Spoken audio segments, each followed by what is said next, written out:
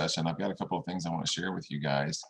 But as we normally do, we'll let core partners kick things off and offer any updates they might have. But if you don't know this yet, Moxie has updated again their campaigns dashboard, and so I wanted to share that with you so that you know what it looks like and know what to expect when you go into your Moxie campaigns. And then there's a program that I don't think gets nearly enough attention, doesn't get the attention it deserves, and that is our automated customer follow-up program. And so I want to introduce you guys to that if you don't know about it. So that's my itinerary today, and so we'll get started on that right after we hear from Mr. Jonathan Howe. So hey. How are you, my friend? Hey, Jason, I'm good. How you guys doing?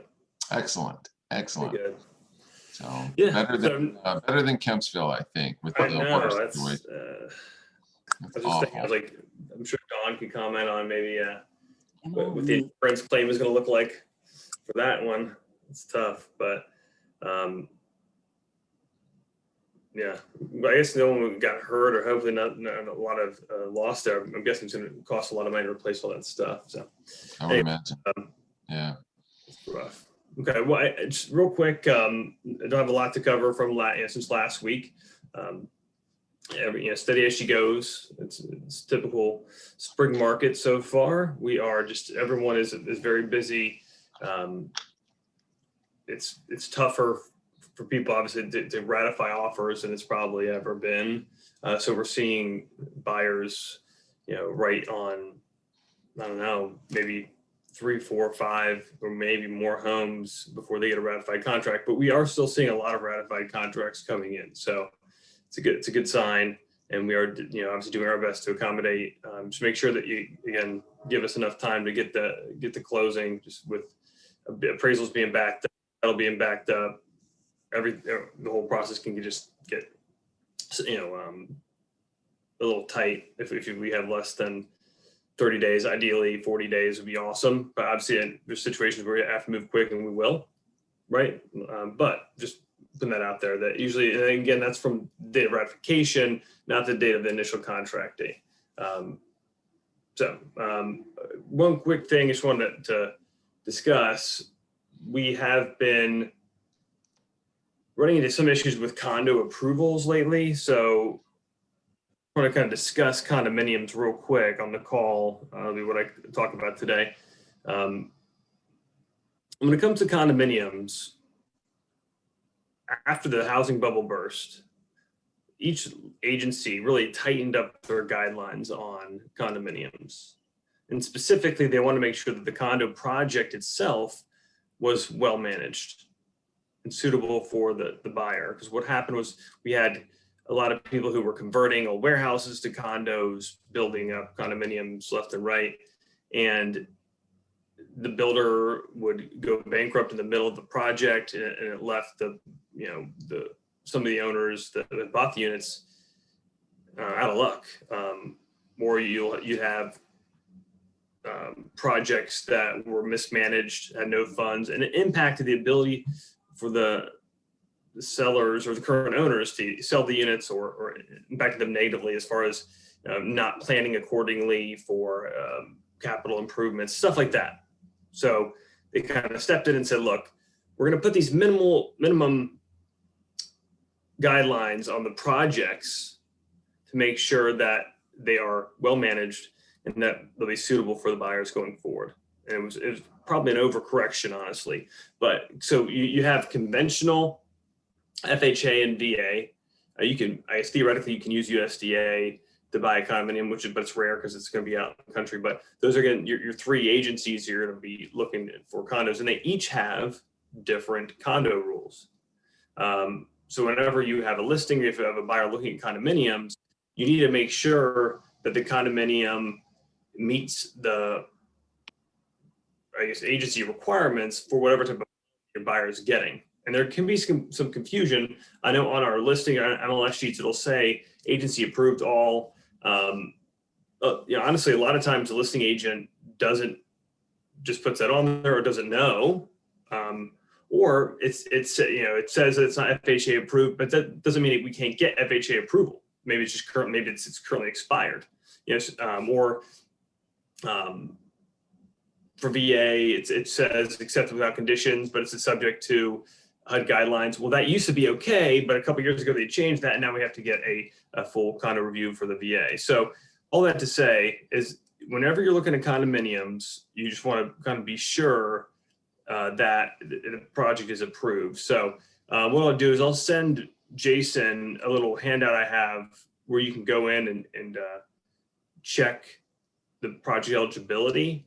Although with that said, it's both systems. This is for FHA and VA, by the way. There's no complete list for conventional, because they kind of require a review every time you get a loan. There are some like bigger projects that have a full Fannie Mae approval, but that's rare around here. So again, I'll send that to Jason. But what I will say is, if you can kind of let me, if you have the full name of the condo association, we can pull that FHA or VA approval if need be.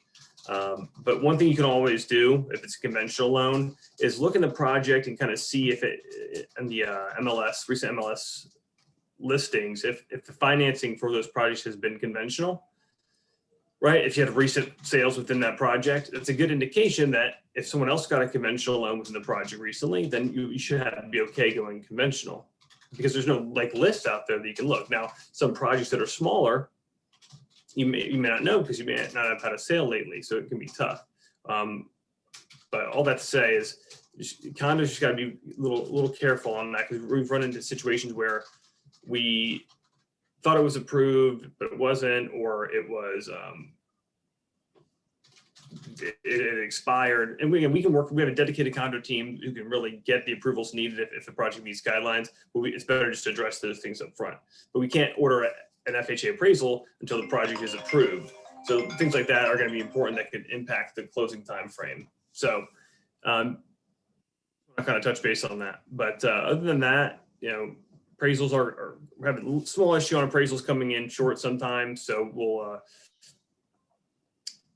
address that as that comes in. But again, try to have that conversation up front with your buyers and sellers about the potential of this happening and what that would look like if it does happen. So, and again, we hope that it doesn't, but in this market, it's inevitable that we're going to have some transactions where the appraiser can't find the value, especially when you're seeing escalation clauses and bidding up and guaranteeing over and above appraised value. It's just going to happen. And so it's better to have that conversation up front of, okay, well, if this happens, if the appraisal comes in at this certain level, what happens? What do we do? Do we go back and try to do a dispute? Do we go ahead and pay the difference? So try to have the conversation. If you need me to come in that conversation to see how things are impacted from the financing perspective, loop me in early. But just want to put that out there, that we're going to do our best to fight for getting the value, but again, we just can't get it all the time. So does anybody have any questions? Hey, Candy. I did want to ask you, we've had a couple of situations where a questionnaire has been sent to the management company by the mortgage company, I think it is. I know, do you guys have to send a questionnaire to the lender? I mean, to the property management company? Yes. It's like, okay, what do you do? And we've had this happen a couple of times to us where they refuse to fill out the questionnaire. Does that mean you can't get the loan? Well, so I've never, okay, so it's kind of a big question. It has to do with how condo associations now handle questionnaires. Okay. So forever, until a couple of years ago, the associations themselves would fill out these questionnaires for the lender would pick. And again, these loan types all require a questionnaire, which is basically, hey, we're going to confirm certain information about the project, rental amounts, as far as how many units are currently rented out, how many units are delinquent. I mean, there's a whole list of stuff. Now, starting about 3 or 4 years ago, these associations started to outsource this job to third-party companies like HomeWise, Condo Certs. These are just companies that they use, and they basically put the data to these companies, and they say, we don't fill out these questionnaires anymore. You have to go to HomeWise or go to this other website, and they'll give you the website. So if someone's trying to go to the association and they say, well, we don't do this, you need to go through this site, that makes sense. But if they're saying there's no way for us to fill out a cert either through a third party company or through us, that's not reasonable. That's their job, right? And again, depending on the project and how it's managed, I've never heard of an association manager not doing that. But one thing is these questionnaires used to be done for free by a property manager. Now they're charging $150, $250 to fill out a questionnaire that's the information just already input into their system. It's insane. So Now, who pays for that? well, I have been paying for my borrowers Okay, questionnaires, but I don't want to. I mean, that's because Right. it's one of those things. Anyway, so it's usually the buyer who has to pay for it. Usually, that's usually then an extra buyer's cost. That if we have somebody buying a condo, would it be prudent then when we're doing their buyer net sheets to add $100 or $150? yeah, it's Just to be on the safe side, if that's now going to be a part of the buyer Yes, cost. if it's a condominium and it's going to be required, then it's going to be something they can expect. But in these transactions where they're moving so fast, we don't have a lot of time. Usually don't have the time to wait for the buyer to go to this link, fill it out, and it could be a surprise. I mean, if people don't have the money, or it's like, man, I wasn't expecting Right. costs, because the cost can fluctuate so much. It can be $70 or $250. Mhm. So you can't really tell the customer how much it's going to be, because if you shoot You low don't or know. high, you don't know yet. Yeah, you don't know. Okay. So yes. Now, does that fee have to be paid up front or They won't deliver it. until it's paid for? They hold it for ransom, right? And we can't complete a review until it's back. Right. So condominiums is just a whole other animal, and depending what's on that information can make or break a transaction. But you have to know as a lender the ins and outs of these documents, because I've had several times where the delinquency rates are over the allowable 15%, but maybe it's only over by a couple of units. And maybe those couple of units are only $10 late because they paid their amounts, but they're past due on a delinquent. Right. Their late fee wasn't paid, so they're technically 2 months late. I've gone in myself to a condo association and paid these for random people I don't even know, just so we can get those delinquency rates below 15% to get the project approved. I mean, those are the kinds of, but you have to know that that's an option. If you don't know that's an option to do, or to ask the question, then it's well, it's sorry, the deal's dead, the project's not approvable. But the hard part is these property management companies are so hands off now. It's hard to reach them, especially with COVID. It's even harder because they're not in an office. It's very difficult to reach someone who's willing to give you information about a project and willing to kind of work with you, which should be their goal, because they're working for the seller to help facilitate this transaction. But it's like they're doing you a favor to do their job, which is super frustrating. But it's just part of the what we deal with when we're dealing with condominiums. Cool. That's a great reminder, because I think a lot of times, listing agents just almost by default, you check all, right? FHA, VA, conventional on everything. And we just make that assumption sometimes incorrectly. And so it's a really, really good reminder to go and check and make sure that it is actually VA, FHA approved. And so I'll look forward to getting that email from you and make sure that everybody else gets it as well. And if you're on the buy side too, just because a listing agent checked all, you may not necessarily want to buy that. You may want to go behind them and check that, because if you do run into a snag where it's not VA, FHA approved, and you have to get it updated, it's going to cause an unexpected delay in closing this transaction potentially. And so you want to prepare your buyer for that if that comes up. So that's good information, John. Thank you. Appreciate it. You're welcome. Yeah, no problem. Cool. Can I say, just add Yes. one thing real quick, and then I'll get out of here for you guys, because I'm waiting for the plumber. This is what I'm going to talk about. Yesterday, because we're having to get a new hot water tank, right, for the office. Our plumber yesterday, there are only 2 hot water tanks in all of Hampton Roads for purchase. So I wanted to warn everybody, if you have a cellar that is going to have to be replacing a hot water tank, please let them know it's probably going to be 3 times the cost of what you may assume. For a 6-gallon water heater, the cost is going to be almost $1,000, $1,000 just for the water heater, not at the Wow. installation. Because what has happened when COVID happened, of course, all the manufacturing plants were shut down. So not only were the water heaters not being paid, but the insulation that has to go in the water heaters and all the components that go in the water heaters. So now there is like a lack of water heaters. He said, Matt told me that he was number 28 on a list of plumbers in the area that have put their name in for any kind of water heater they can get just to put in their shop.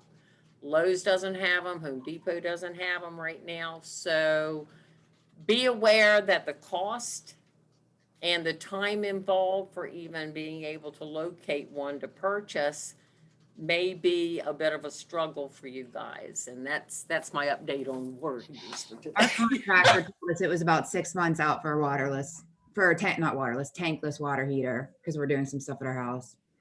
6 months. Incredible. Absolutely incredible. Man.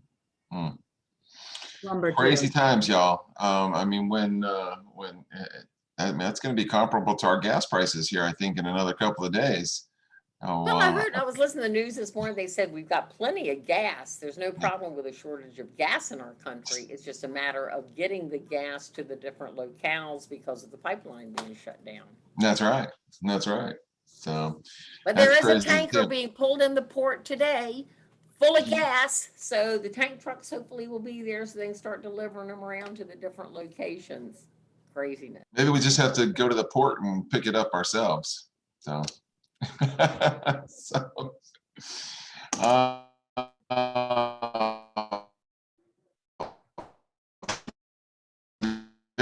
very cool. Very cool. All right, I want to introduce you guys to a program that I think is going to be. I'm right on my screen here.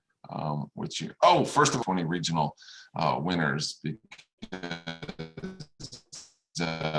they're all going, all expenses paid to the Greenbrier in September. So right now it's tentatively scheduled just September 6th through the lucky ones. You want to make sure that you save that date, put that on your calendar, because you will likely be out of town. Thanks to Long and Foster, and of course all of the hard work that it took to get you there. So congratulations to the 2020 regional Hampton Roads regional winners. So I've personally never been to the Greenbrier. It looks like a pretty amazing place, and so I'll get there eventually, and look forward to doing that. So cool. Has anybody on here been to the Greenbrier before? No heads nodding, no hands raising, no. So I'll be there in September. Yeah, gotcha. All right, cool. Then let me click on over here where I can get, no, you probably don't want to see my Spotify playlist. So here we go. All right, so the customer follow-up program, you guys, as you probably remember, this was completely revamped not that long ago. And so it used to be a program through Express Docs, and there were varying prices and varying lengths of time and that sort of thing. And so they've since done away with the Express Docs follow-up program, and they've done this agreement with Quantum Digital.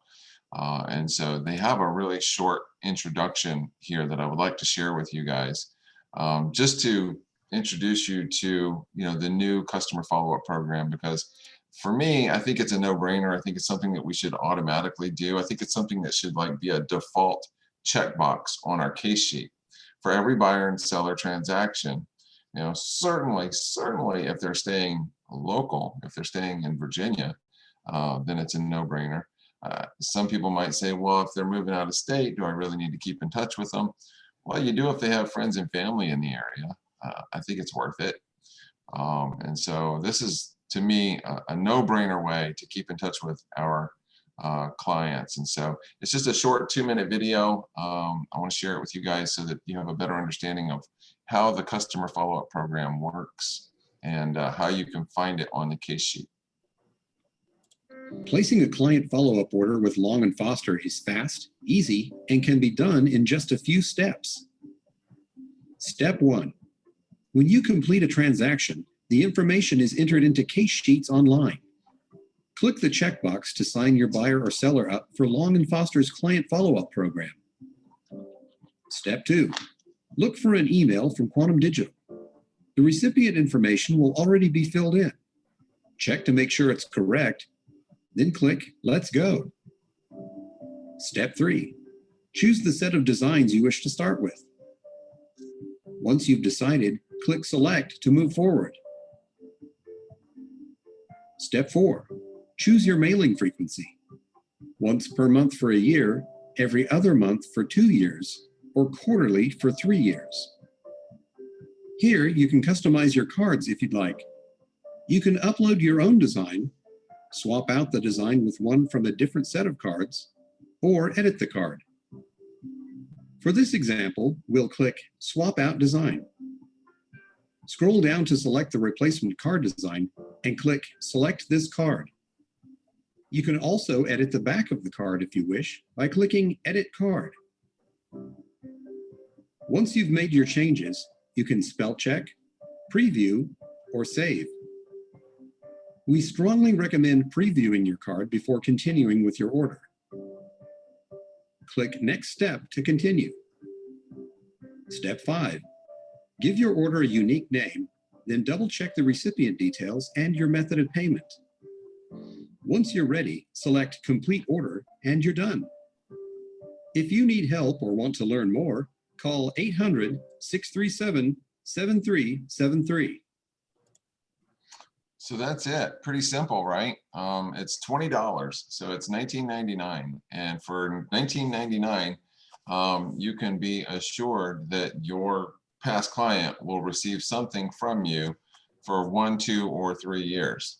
Personally, I kind of like the bi-monthly. It's going to go for 2 years. I'm sure that you could renew that at the end of the cycle. You should probably get an email from Quantum Digital saying, hey, this is, you're nearing the end of your customer follow-up campaign. Would you like to renew it? I think for $20, like I said, I think it's a no-brainer. I hope that you guys do too, because there is nothing better than staying top of mind with our past clients. It's absolutely, absolutely invaluable. Priceless, as they say, priceless. So is anybody using it now? Has anybody got any testimonies or feedback or thoughts about that? They've got a pretty good selection of postcards there. So it looks like it's several to choose from. I know I do the American Lifestyle magazine as a way of keeping in touch with my sphere of influence past clients. And, I'm always in there trying to choose a different recipe every month or every other month when the magazine goes out. And I've had a couple of people comment on the recipes, but, I don't know. They have a whole bunch of different categories. You don't have to send recipes, but that seems to be what I normally do, is find something that looks good. So not much of a cook myself, but I do like to eat.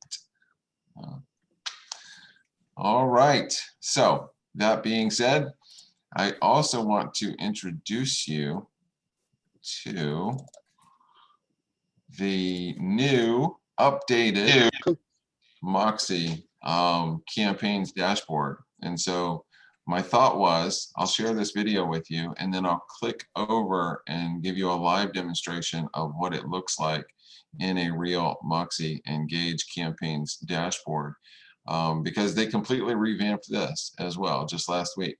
And so if you didn't know that, or you haven't been there in a week, when you go there, it's going to look completely different. And so with that being said, I'd like to share this video with you guys, and then we'll click over into my Moxie campaigns dashboard so that I can show you what it looks like in real life. Campaigns overview. Campaigns allow you to connect your sphere of influence via a collection of emails. You can send these collections or campaigns as a specific date or sequential campaign. All campaigns can be managed from this homepage. You'll be able to see all of your campaigns, their open rate, unsubscribes, total people subscribed, and which campaigns are still needing to be set up or are running. In this video, we'll take a look at each section of this homepage and how to set up and run a brand new campaign. Your header navigation allows you to look at all of your campaigns, your eBlast specific campaigns, neighborhood news activity feed, your emails associated to your campaigns, and if you have Quantum Digital as a partner, you'll be able to access your Quantum Digital postcards. To get started, you'll need to add a new campaign from your library. This library will show you all of the campaigns available to you created by your brokerage, your region, or your office. You can preview any of the campaigns by choosing the preview button and scrolling through each of the emails to see what they contain. To choose this campaign, you can select Add to Campaigns from this screen, or return to your library and choose Add to Campaigns from the library list. Inside the library, you also have the option of choosing eBlast campaigns, which are a single email campaign, or you can look at all of the emails that have been made available to be used in any campaigns that have been created. In this example, we'll go back to campaigns and select our Holiday Greetings eCards Pets Edition. This has now been added to my own campaigns and is in my awaiting setup area. Close our library, and we'll now see our campaign listed right here on the main screen. Next, we want to make sure people are going to receive this campaign. So we'll select the campaign name to make any adjustments that we need. Here we can review our campaign schedule again, seeing when these emails will go out. This is a date-specific campaign showing specific dates of the year that these emails will be delivered. At the top, we can select Setup next to Recipients, and this will allow us to start adding people to our list. We can select individuals from our own list, or we can go over to Groups and select from an entire group. If we use our group option, anytime we add a new person to that group, they will automatically be added to the campaign the group is already receiving. Select Add, Save, and now you can finish later if you want to make any other adjustments, or run your campaign. Selecting Run Your Campaign will immediately start running that campaign, and the first email will go out on the first scheduled date. Now from your homepage, you'll be able to see which email is next up, what date it will be sent on, and then you'll be able to track the open rate, your unsubscribes, and the total number of people who received that campaign. Because you added your campaign from the library, it's actually connected still to the original campaign. What this means is if your brokerage, region, or office updates that campaign, you will automatically receive the new updated information. You can confirm that your campaign is still connected to the original by looking for the sync icon right next to the name of your campaign, and you'll see the word synced right under the name of your campaign as well. If you make a change to your campaign, for example, changing the date on which one of the emails will be sent out, your connection is then broken. You will no longer see the sync icon or the word synced underneath the name of the campaign, and any new email or update made by the brokerage will not automatically be added to your campaign. If you want to see that new update, you can always go back to your library, find that campaign, and download the specific emails that you want to add, or download the entire campaign again to see the changes. You've now seen how to add a campaign to your library and how you can navigate your new dashboard. Cool, right? I think, and you guys tell me if you're using the campaigns, I think that it's another good, easy, inexpensive way to stay top of mind with those people in our sphere of influence in our database. And so if we're not using something, I think we're missing out on opportunity. So this is a great free tool to help us stay top of mind with our sphere of influence. So hopefully you guys are taking advantage of that. It does seem to continue to evolve and get better and better and better. I know we waited for a long time, it felt like, for campaigns to actually become available to us. And now they're here, and it seems as though it just continues to get better. So one of my favorite campaigns is the item of value. I just think that's a really good one because it comes across as, something that maybe you or I could have written. And so I'll see if I can, it's not gonna, let me see if I can find the other one. I like the item of value because it comes off as, helpful tips, something like that. So, and this is the new dashboard. You can go through here. You can see all of the items of value letters that have come out thus far. And they're all pretty good information, I think, for sharing with our client database. So just like they showed in the video, if you have e-blasts, it's easy now to click over and see that information. Whereas before it wasn't nearly as organized, I think, as what it is now. Neighborhood news. So all of your neighborhood news activity you can see here. So if you have 500 people on neighborhood news, you can come right here and find out who's opening it, who's unsubscribed, and who's actually paying attention to it. So that's pretty cool. All of the emails will be housed here so that you can see them. And so this is a place where all of the emails from all of the campaigns are housed so that you could literally come in and grab this email, or grab that email and send them either as individual one-offs or you could add them to your own custom campaign.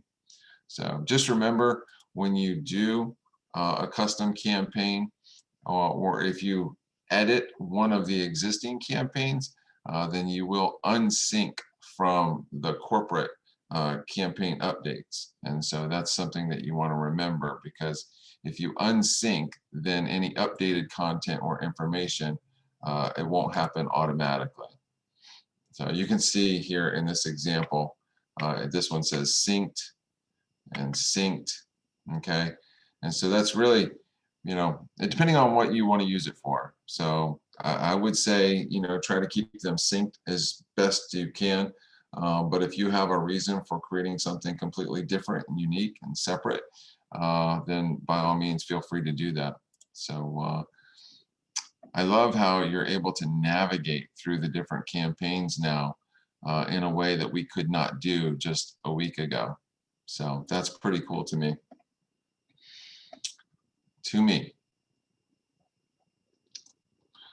All right. Any questions, guys? Anything I can point you towards here while we're here?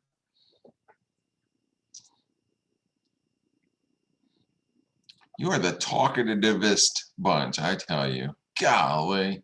Jason, could you just like click on the add from library and go through the steps of if we were going to create something new? Like something new from scratch? Yeah. I mean, add from library, and then how do we go in and put our people on it? So the best way to add people is with your, let's see, Toys for Tots, for example. So let's do a Toys for Tots campaign. Okay. But the best way to do that would be for groups, right?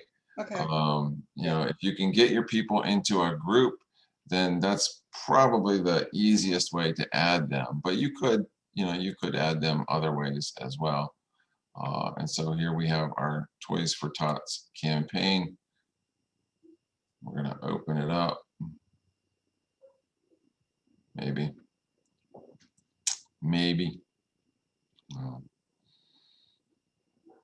It does still seem like, well, this is 2020, 19. Let's see. So if I hit setup and if I hit add recipients, I could add, anybody that happened to be in here. Okay. I don't actually know any of these people. This is a test account. So if those email addresses are legit, they're going to get emailed. But that's how simple it is. You just add it to your campaign and you hit setup. You add the people and or group, right? So let's hit add recipients again. And then over here, you see we can click on groups, and I could add an entire group of people. I could have 300 people in that group. and they'll all be added to that campaign at the same time, which is, so convenient. And then you come down and hit save. Yeah. All right, so Done. you save Save. it. Now, my thing is, how do you actually get it to start? Does Right it here. start- Oh, run, okay, Run. run. Yep. So once you hit run, that first email goes out immediately. Okay, all right. Yeah, Jason, Yes. I was having the hardest time trying to create another group. So can you show that? I created one group, I think by accident, and didn't know how to do another group. Okay. So let's go over to my people. All right. My people. My peeps.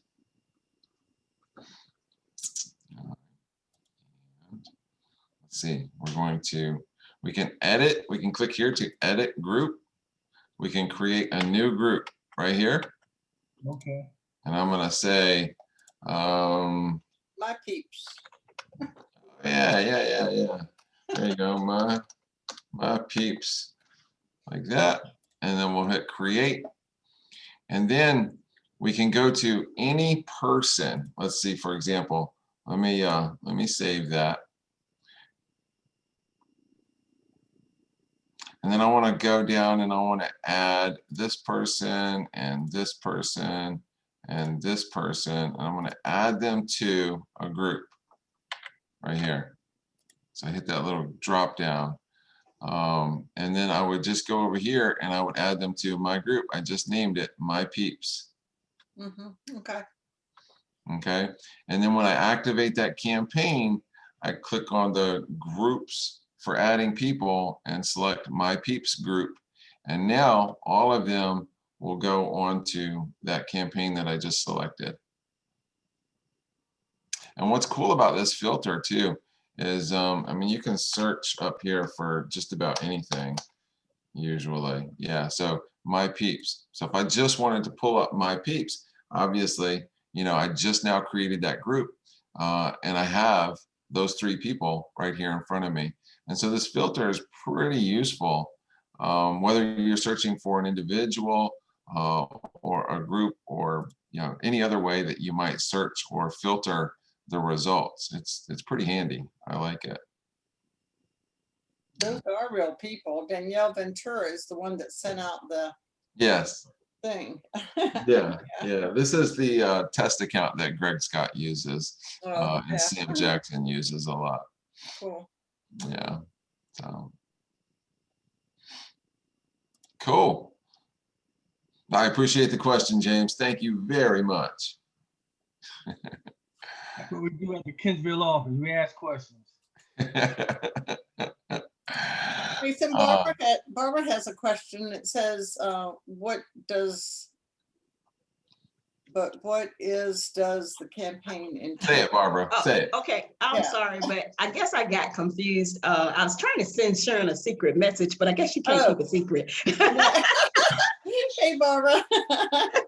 No problem. Hey, That's okay, but there's no dumb question. If you're okay, but I probably guess I somebody got else does. confused as far as like, what is this campaign all about? Because when you said about the Toys for Tots, are you campaigning for the real estate to the Toys for Tots or any other business? But I guess I got confused because I wasn't sure what it was all about.